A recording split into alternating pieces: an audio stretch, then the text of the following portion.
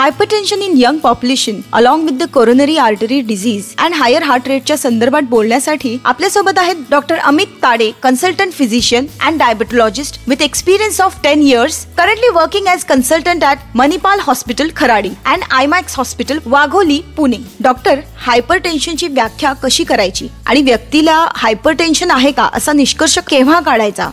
Hypertension BP हे जे आपण म्हणतो हे 18 वर्षांच्या आणि त्याच्यावर 2 बीपी असतात, सिस्टोलिक आणि डायस्टोलिक.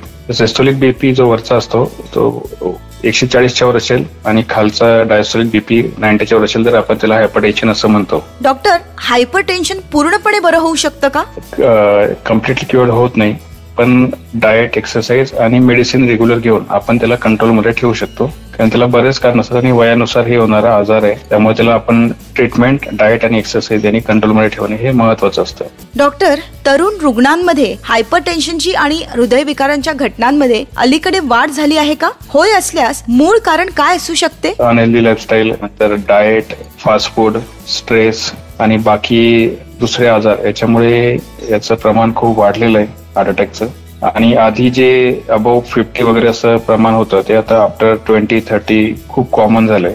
आणि कोविड नंतर मोस्टली वर्क फ्रॉम होम वगैरे हे झाल्यामुळे याचं प्रमाण आणखीनच जास्त वाढलंय.